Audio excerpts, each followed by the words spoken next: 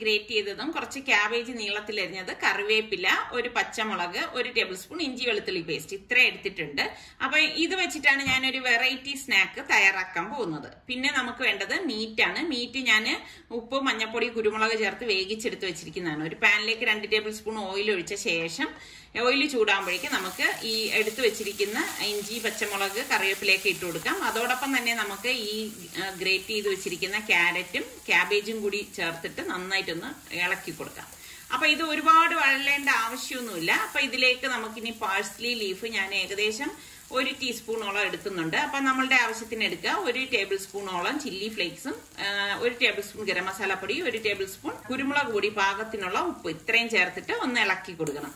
അപ്പൊ വെജിറ്റബിൾസ് ഞാൻ പറഞ്ഞില്ലേ, ക്യാരറ്റും ക്യാബേജും ഒന്നും ഒരുപാട് വേഗം നിൽക്കണ്ട. അപ്പോഴേക്കും നമ്മൾ വേവിച്ച് വെച്ചിരിക്കുന്ന മീറ്റ് ഉണ്ടല്ലോ, മീറ്റ് ഇതിലേക്ക് ഇട്ട് കൊടുക്കാം. ഇപ്പൊ നമുക്ക് ഇഷ്ടമുള്ള മീറ്റ് ഉപയോഗിക്കാം. മട്ടൺ, ചിക്കൻ, പനീർ എല്ലാം ഉപയോഗിക്കാം. ഏത് വേണമെങ്കിലും എടുക്കാം. എന്നിട്ട് നന്നായിട്ടൊന്ന് മിക്സ് ചെയ്ത് കൊടുക്കണം.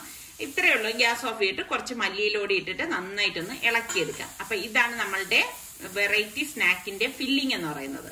അപ്പൊ ഇത് തണുക്കാനായിട്ട് ഞാൻ ഒരു പ്ലേറ്റിലേക്ക് മാറ്റിയിട്ടുണ്ട്. ഒരു മിക്സിയുടെ ജാറിലേക്ക് നമുക്ക് 1 കപ്പ് വെള്ളം ഒഴിച്ചു കൊടുക്കണം. അതുപോലെ തന്നെ 1 കപ്പ് മൈദ മാവും 2 ടേബിൾ സ്പൂൺ കോൺഫ്ലോറും കൂടി ഇട്ട് കൊടുക്കണം. കോൺഫ്ലോർ മസ്റ്റായിട്ട് ഇട്ട് കൊടുക്കണേ. പിന്നെ പാകത്തിനുള്ള ഉപ്പും, ഒരു 1/2 ടീസ്പൂൺ കുരുമുളക് പൊടിയും കൂടി ഇട്ടിട്ട് നമുക്കിതൊന്ന് അടിച്ചെടുക്കണം. അപ്പം നമുക്ക് ഇതിന്റെ ബാറ്റർ ഒരു ബൗളിലേക്ക് ഒഴിച്ചു കൊടുക്കാം. ഇതാണ് അതിന്റെ ഒരു കൺസിസ്റ്റൻസി എന്ന് പറയുന്നത്. അപ്പൊ നല്ല തിക്കാണെങ്കിൽ കുറച്ച് വെള്ളം ഒഴിച്ചൊന്ന് ലൂസാക്കി എടുക്കാം. എന്നിട്ട് പാൻ ചൂടാകുമ്പോഴേക്ക് നമുക്ക് ഈ ബാറ്റർ ഒരു ദോശ പരുവത്തിൽ നമുക്കിതൊന്ന് ചുറ്റിച്ചെടുക്കണം. അതായത് കനം കുറഞ്ഞിട്ട് ചുറ്റിച്ചെടുക്കാൻ നോക്കണം കേട്ടോ. അപ്പം നമ്മൾ ഇതുപോലെ ദോശ ഉണ്ടാക്കുമ്പം പൊട്ടിപ്പോകാതിരിക്കാനാണ് നമ്മൾ ഇതിലേക്ക് കോൺഫ്ലവർ ചേർക്കുന്നത്. അതുകൊണ്ടാണ് അത് മസ്റ്റ് ആയിട്ട് ചേർക്കണം എന്ന് പറയുന്നത്. അപ്പൊ തിരിച്ച് ജസ്റ്റ് ഒന്ന് ഇട്ട ശേഷം തന്നെ നമുക്ക് ഉടൻ തന്നെ ഇത് ഒരു പ്ലേറ്റിലേക്ക് മാറ്റാം. അപ്പം ഈ ഇരിക്കുന്ന മാവെല്ലാം നമുക്ക് ഇതുപോലെ തന്നെ പാൻ കേക്ക് ഉണ്ടാക്കിയെടുക്കാം. അപ്പൊ നമുക്ക് നമ്മുടെ വീട്ടില് ഉള്ള സാധനങ്ങൾ വെച്ചതൊക്കെ തന്നെ ഇത് തയ്യാറാക്കിയെടുക്കാം. ഇതുപോലെ ചുറ്റിക്കുമ്പോഴേക്ക് ഗ്യാപ്പ് ഉണ്ടെങ്കിൽ അതങ്ങ് ഫില്ല് ചെയ്ത് കൊടുത്തേക്കണേ മാവ് ഒഴിച്ചിട്ട്. അപ്പം എളുപ്പം നമുക്ക് കുട്ടികൾക്കൊക്കെ ഉണ്ടാക്കി കൊടുക്കാൻ പറ്റിയ ഒരു സ്നാക്കാണ്. ഇപ്പൊ സ്കൂളിലൊക്കെ വേണമെങ്കിൽ അവർക്ക് ഉണ്ടാക്കി കൊടുത്താലും അവർക്ക് നല്ല ഇഷ്ടമാവും ഇത്. അപ്പൊ നമ്മളുടെ ഈ ഫില്ലിംഗ് ഒക്കെ നല്ലതുപോലെ തണുത്തിട്ടുണ്ട്. തണുത്ത ശേഷം നമുക്കിത് ഫില്ല് ചെയ്യാം. അപ്പം ഓരോ പാൻ കേക്ക് നമുക്ക് ഇതുപോലെ എടുത്തു വെക്കണം. പാൻ കേക്കെന്നോ ദോശയെന്നോ എന്തുവാണോ പറയാൻ കേട്ടോ.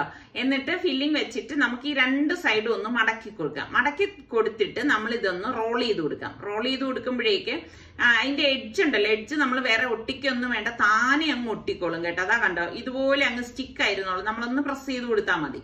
അപ്പൊ ഇത്രയേ ഉള്ളൂ സംഭവം. അപ്പൊ ഈ ഇരിക്കുന്നതെല്ലാം നമുക്ക് ഇതുപോലെ തന്നെ എടുത്തിട്ട് ഓരോന്നും എടുത്ത ശേഷം നമുക്ക് ഫില്ലിംഗ് വെച്ചിട്ട് ഇതുപോലെ റോൾ ചെയ്തെടുക്കാം.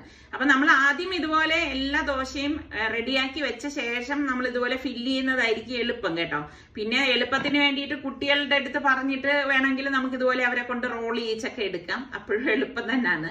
അപ്പൊ ഇതെല്ലാം നമ്മൾ ഇതുപോലെ റോൾ ചെയ്തെടുക്കണം. പിന്നെ നമ്മളുടെ ചാനൽ കണ്ടുകൊണ്ടിരിക്കുന്നവരിൽ സബ്സ്ക്രൈബ് ചെയ്യാതെ കാണുന്ന ആരെങ്കിലും ഒക്കെ ഉണ്ടെങ്കിൽ നിങ്ങൾക്ക് നമ്മളുടെ ചാനൽ ഇഷ്ടപ്പെട്ടാൽ സബ്സ്ക്രൈബ് ചെയ്യാനും ലിങ്ക് ഷെയർ ചെയ്യാനും ഒന്നും മറന്നു വരുതേ. അതുപോലെ തന്നെ നല്ല നല്ല ഈസി റെസിപ്പികൾ ഞാൻ നമ്മളുടെ സലു സിമ്പിൾ റെസിപ്പീസ് ചാനലിൽ പോസ്റ്റ് ചെയ്തിട്ടുണ്ട്. അതും കൂടി ഒന്ന് നോക്കിയേക്കണം. അപ്പൊ ഞാൻ ഇതൊക്കെ ഉണ്ടാക്കിക്കൊണ്ടിരിക്കുമ്പോഴേക്ക് നല്ല മഴ പെയ്തു പെട്ടെന്ന്. അപ്പൊ പിന്നെ മഴയും കൂടി ഒന്ന് കണ്ട് ആസ്വദിക്കാന്ന് കരുതി വന്നു. നല്ല രസമുണ്ട് കേട്ടോ. ചെറിയൊരു കാറ്റും തണുപ്പും ഒക്കെ ഉണ്ട്. അപ്പൊ ചൂടിൽ നിന്നും വലിയൊരു ആശ്വാസം തന്നെ കിട്ടിയിട്ടുണ്ട്. അപ്പൊ നമുക്കൊരു ബൗളിലേക്ക് കുറച്ച് മൈദാമാവ് എടുത്തിട്ട് കുറച്ച് വെള്ളം ഒഴിച്ചത് ഇതുപോലെ ഒന്ന് കലക്കിയെടുക്കണം. ഒരുപാട് തിക്കും വേണ്ട, ഒരുപാട് ലൂസും വേണ്ട. ഈ ഒരു പരുവത്തിലാണ് ഞാൻ ഇവിടെ ഇപ്പൊ കലക്കി എടുത്തിരിക്കുന്നത്. കാരണം ഞാനിപ്പം വളരെ കുറച്ച് മാത്രമേ ഉണ്ടാക്കിയിട്ടുള്ളൂ. പിന്നെ ബ്രെഡ് ഞാൻ പൊടിച്ചെടുത്തതാണേ. അപ്പം അതിലേക്ക് ഞാൻ 1 ടേബിൾ സ്പൂൺ ചില്ലി ഫ്ലേക്സും കൂടി ഇട്ടൊന്ന് മിക്സ് ചെയ്ത് കൊടുക്കുന്നുണ്ട്. അപ്പൊ ഞാൻ ഈ കുറേശ്ശെ ബ്രെഡ് പൊടിച്ചിട്ടാണ് ഈ എന്ത് സാധനമാണെങ്കിലും ഞാൻ റോൾ ചെയ്യുന്നത്. അപ്പൊ നമ്മുടെ ഈ റെഡിയാക്കി വെച്ചിരിക്കുന്നത് ഈ മൈദയുടെ കൂട്ടിൽ ഇതുപോലെ ഒന്ന് മുക്കിയെടുക്കണം. എല്ലാ വശങ്ങളിലേക്കും മൈദ എത്തത്തക്ക രീതിയിൽ മുക്കിയ ശേഷം നമുക്ക് ഇതുപോലെ ബ്രെഡ് ക്രംസിൽ ഇട്ടിട്ട് ഒന്ന് റോൾ ചെയ്തെടുക്കാം. അപ്പൊ നല്ല ഒരു എന്ത് പറയാൻ, നമ്മൾ ഇത് ഫ്രൈ ചെയ്തെടുക്കുമ്പോൾ നല്ല ഒരു ടെക്സ്ചർ ആയിരിക്കും കേട്ടോ. അപ്പൊ ഈ ചില്ലി ഫ്ലേക്സ് ഒക്കെ ഇടുമ്പോൾ തന്നെ അതിന്റെ ആ ഒരു ടേസ്റ്റ് തന്നെ നല്ല ഒരു ടേസ്റ്റ് ആയിരിക്കും. അപ്പൊ ദാ എല്ലാം നമുക്ക് ഇതുപോലെ ഈ ഒരു രീതിയിൽ റോൾ ചെയ്തെടുത്താൽ മതി. അപ്പൊ ഞാൻ ഒന്നും കൂടി കാണിച്ചു തരാം എങ്ങനെയാണ് ഇത് റോൾ ചെയ്യണമെന്ന്. നമ്മള് മൈദാമാവില് ഇതുപോലെ ഒന്ന് മുക്കിയെടുക്കണം. ഇനി നിങ്ങൾക്ക് മൈദാമാവ് യൂസ് ചെയ്യാൻ ഇഷ്ടമില്ലെങ്കിൽ ഗോതമ്പ് മാവ് ആണെങ്കിൽ ഗോതമ്പ് മാവിലും ഇത് തയ്യാറാക്കി എടുക്കാം കേട്ടോ. ഇപ്പൊ ഞാൻ റീസെന്റ് ആയിട്ട് ഉണ്ടാക്കുന്ന എല്ലാം ഗോതമ്പ് മാവ് ആയതുകൊണ്ട് ഇച്ചിരി വെറൈറ്റി ഇരിക്കട്ടെ എന്ന് വിചാരിച്ചിട്ടാണ് ഇന്നിപ്പോ ഞാൻ ഈ ഒരു സംഭവം മൈദാമാവില് തയ്യാറാക്കി എടുത്തിരിക്കുന്നത്. അപ്പൊ ഞാൻ ഇതെല്ലാം ഇവിടെ റെഡിയാക്കി എടുത്ത് വെച്ചിട്ടുണ്ട്. ഇനി നമുക്കൊരു സർബത്ത് ഉണ്ടാക്കാൻ വേണ്ടി പാനിലേക്ക് 3 ടേബിൾ സ്പൂൺ കോൺഫ്ലവറും ഒരു 4 ടേബിൾ സ്പൂൺ പഞ്ചസാര ഇട്ടിട്ടുണ്ട്. ഇതിലേക്ക് ഞാൻ 1 ലിറ്റർ പാലാണ് എടുത്തിരിക്കുന്നത്. അപ്പൊ കുറച്ച് പാൽ ആദ്യം ഒഴിച്ച് ഇതൊന്ന് കട്ടയില്ലാതെ ഒന്ന് ഇളക്കിയ ശേഷം ഫുൾ പാല് നമുക്ക് ഇതിലേക്ക് ഒഴിച്ചു കൊടുക്കാം.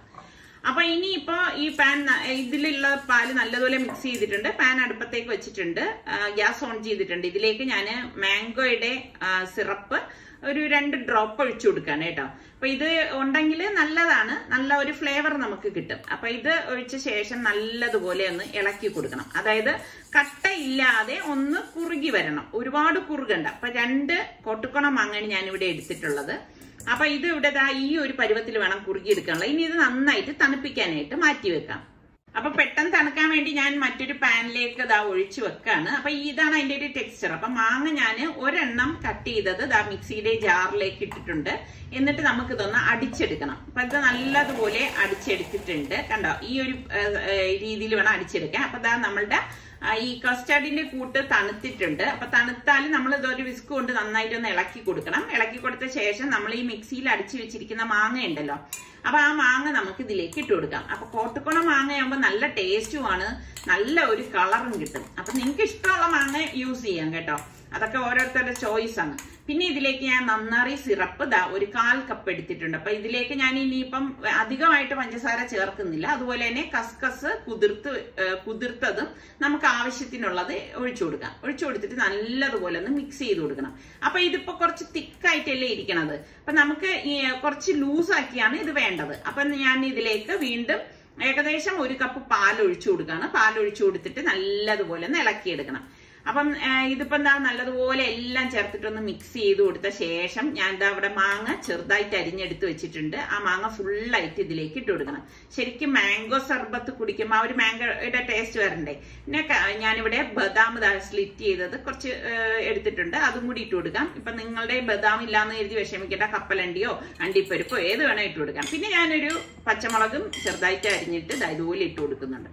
അപ്പൊ ഇത് ഉടൻ തന്നെ ഞാൻ ഉപയോഗിക്കത്തില്ല. ഇത് ഞാൻ ഫ്രിഡ്ജിൽ വെച്ച് നന്നായിട്ട് തണുപ്പിച്ചിട്ടേ ഉപയോഗിക്കത്തുള്ളൂ. അപ്പൊ ഞാൻ പാനിലേക്ക് എണ്ണ ഒഴിച്ചിട്ടുണ്ട്. എണ്ണ നന്നായിട്ട് ചൂടായ ശേഷം നമ്മള് ഈ ഉണ്ടാക്കി വെച്ചിരിക്കുന്ന റോള് ഈ എണ്ണയിലേക്ക് ഇട്ട് കൊടുക്കാം. അപ്പൊ തിക്കി ഇട്ട് കൊടുക്കരുത്, അതായത് 3-4 പീസാക്കി ഒരുമിച്ച് ഇട്ട് കൊടുക്കരുത്. അപ്പൊ നമുക്ക് അത് തിരിച്ച് മറിച്ചു ഇടാൻ കുറച്ച് ബുദ്ധിമുട്ടായിരിക്കും. അപ്പൊ ഞാൻ എന്റെ ഈ ഒരു പാനിൽ ഞാൻ 2 എണ്ണം വെച്ചിട്ടാണ് തിരിച്ച് മറിച്ചു ഇടാൻ പോകുന്നത്. അപ്പൊ ബ്രെഡ് കോട്ടിങ് ആയതുകൊണ്ട് തന്നെ നമുക്കിത് പെട്ടെന്ന് റെഡിയായി കിട്ടും. ഒരു സൈഡ് റെഡി ആകുമ്പോൾ നമ്മൾ പതുക്കെ ഒന്ന് മറിച്ചിട്ട് കൊടുക്കണം. അപ്പൊ തിരിച്ച് മറിച്ചിട്ട് നല്ല ഒരു ഗോൾഡൻ കളർ ആകുമ്പോൾ നമുക്ക് ഇത് എണ്ണയിൽ നിന്ന് മാറ്റാം. ഇപ്പൊ വെജിറ്റേറിയൻകാരാണെങ്കിൽ മീറ്റിന് വരെ ഞാൻ പറഞ്ഞതുമാതിരി പനീർ ഉപയോഗിക്കാം, പൊട്ടറ്റോ ഉപയോഗിക്കാം, നിങ്ങൾക്ക് ഇഷ്ടമുള്ള വെജിറ്റബിൾസ് ഉപയോഗിക്കാം കേട്ടോ. അല്ലാതെ ഇത് തന്നെ വേണമെന്ന് യാതൊരു നിർബന്ധവും ഇല്ല. പിന്നെ ഇറച്ചിയൊക്കെ കഴിക്കുന്നവർക്ക് ഇതുപോലെ ചിക്കനോ ബീഫോ മട്ടണോ അതും നമുക്ക് ഇഷ്ടമുള്ളത് ഉപയോഗിക്കാം. അപ്പൊ ഒന്നുമില്ലെങ്കിൽ സോയ ഉണ്ടെങ്കിൽ സോയ വേവിച്ചിട്ടും നമുക്ക് ഇതുപോലെ തന്നെ തയ്യാറാക്കിയെടുക്കാം, ഫില്ലിംഗ് ആയിട്ട് ഉപയോഗിക്കാം കേട്ടോ. അപ്പൊ ഞാൻ ആദ്യത്തെ ബാച്ച് എടുത്തു, അടുത്ത 2ാമത്തെ ബാച്ച് ഇടേണ്. അപ്പൊ ഇങ്ങനെയുള്ള കാര്യങ്ങളൊക്കെ ഞാൻ നോമ്പ് തുറക്കുന്ന സമയത്ത് മാത്രമേ പൊരിച്ചെടുക്കാറുള്ളൂ. അപ്പൊ നമ്മളുടെ സ്പെഷ്യൽ സ്പ്രിംഗ് റോൾ ഇവിടെ റെഡി ആയിട്ടുണ്ട്. അടിപൊളി ടേസ്റ്റ് ആണ്. അപ്പം ട്രൈ ചെയ്യാത്തവരൊന്ന് ട്രൈ ചെയ്ത് നോക്കിയിട്ട് ഫീഡ്ബാക്ക് തരണേ. അപ്പൊ നമ്മളുടെ സർബത്ത് ഞാൻ ഫ്രിഡ്ജിൽ വെച്ച് നന്നായിട്ട് തണുപ്പിച്ചെടുത്തതാണ്. നല്ലതുപോലെ തണുപ്പിച്ചിട്ട് ഇത് കുടിക്കണം കേട്ടോ, അപ്പോഴാണ് അതിന്റെ ആ ഒരു ടേസ്റ്റ് ഇരിക്കുന്നത്. പ്രത്യേകിച്ച് ആ പച്ചമുളകൊക്കെ ചേർന്ന് വരുമ്പോണ്ടല്ലോ അടിപൊളി ടേസ്റ്റ് ആണ്. അപ്പൊ നിങ്ങൾ ഇതും ട്രൈ ചെയ്യാത്തവർ ഈ രീതിയിലൊന്ന് ട്രൈ ചെയ്ത് നോക്കണം കേട്ടോ. ഇന്ന് നമുക്ക് പ്രത്യേകിച്ച് വിഭവങ്ങൾ ഒന്നുമില്ല. അതായത് പഴയ വിഭവങ്ങളൊക്കെ തന്നെയാണ് ചൂടാക്കി വെച്ചിരിക്കുന്നത്. കാരണം ആഹാരം വേസ്റ്റ് ചെയ്യാൻ പാടില്ല, അതെനിക്ക് നിർബന്ധമുള്ള കാര്യമാണ്. അപ്പൊ ഇന്ന് ഇത്രയും തന്നെയാണ് നമ്മളുടെ നോമ്പുതുറ വിഭവങ്ങൾ എന്ന് പറയുന്നത്. അപ്പൊ ഇന്നത്തെ നമ്മളുടെ നോമ്പുതുറ നിങ്ങൾക്ക് എല്ലാവർക്കും ഇഷ്ടമായെന്ന് വിശ്വസിക്കുന്നു. അപ്പൊ അടുത്ത് നമുക്ക് നല്ല റെസിപ്പിയുമായിട്ട് വീണ്ടും കാണാം. അതുവരയ്ക്കും എല്ലാവർക്കും ഒരിക്കൽ കൂടി റംദാൻ മുബാറക്.